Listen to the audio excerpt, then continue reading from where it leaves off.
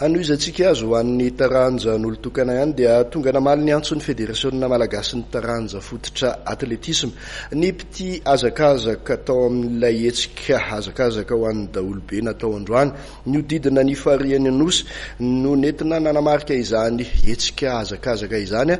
Maro ireo mpiazakazaka tonga namaly ny antson'ny Fédérationna araka izany tao anatin'ity hetsika goavana ity.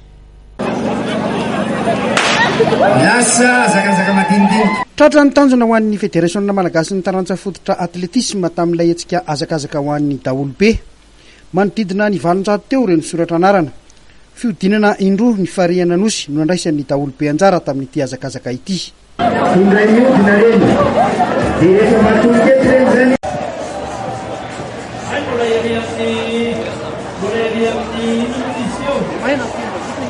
Ireo atleta efa kalaza izay manana karapilalovana any anaty kluba no nanokatra ny azakazaka.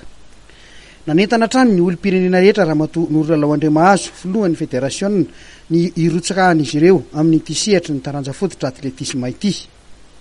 Jerena ny akapobeany amin'ity andiany fahenany au vive atletisme pour tous tia dia hita fa navitsika dia navitsika ny olona tamin'ny heritaona betsaka ny nandray anjara afa-po dia afa-po izahay ary mbola manantena fa rehefa mahita iny ny olona dia mbola azoky azakazaka na hetsika inona no isy avy eo na hetsika inona le fasoton'ny olona mieritreritra ny fanatanjahantena sy ny fahasalamany dia mahafinaritra.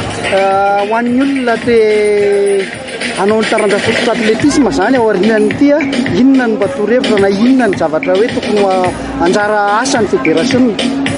Ho an'izay olona te hitra amin'ny anao taranja fototra atletisme dia manatona redor misy club anankifito androany tonga ao manatona ery amin'ny misy chapiton ery eo ny club rehetrarehetra afaka manatona eo fa raha tsy ohatra hoe androany tsy afaka tonga aty dia manatona ny Fédération Malagasy d'Athlétisme ny stade municipal Lardia fa omena valim-pantanina mahafa-po ianao raha te hiditra membre na atleta ao amin'ny Fédération Malagasy d'Athlétisme fa dia maniry izahay ary manitona anao hiditra ianao izay mahazoto fa ilainy Fédérationna sy ny firenena ny tanjakao. Tonga nanome voninahitra ity hetsika ity Andriamatoa Tinoka Roberto minisitry ny tanora sy ny fanatanjahantena sy Ramatoa Marie Thérèse Volaingo minisitry ny fanabeazam-pirenena sy ny fanofanana arak'asa ary nandray anjara mavitrika tamin'ny azakazaka ihany koa. Mahafinaritra Andriamatoa minisitry ny tanora sy ny fanatanjahantena satria dia tena fototra dia vitesa no amaranany izany hetsika izany lasa amin'izay zany Fanatovana eto androany dia maneho atletisme, maneho koa amin'ny tanora sy ny mpitia fanatanjahantena rehetrarehetra fa vonona ho akaikin'ny zareo mandrakariva zahay. Ary nataonay ao ministera fanamby ny tsy andaozana tsony tanora tsy misy zany manomboka eto ministeran'ny ministra ny tanora sy ny fanatanjahantena dia mijanona any ambirao.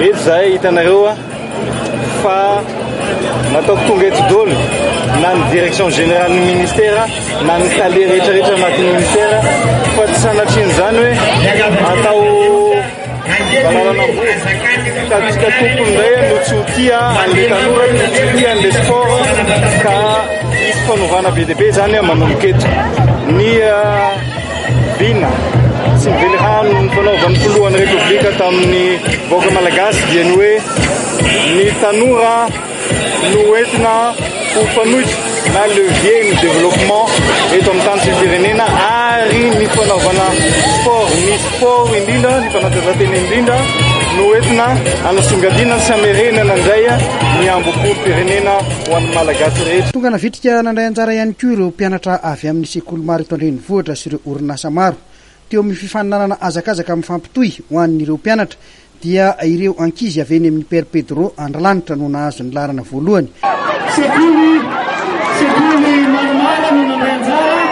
Mitoloran'ny Telma Loka avokoa ireo mpandresy tamin'ity hetsika ity. Tafiditra tao anatin'ny hetsika ihany koa ny Zumba tamin'ity azakazaka ho an'ny daolobe ity.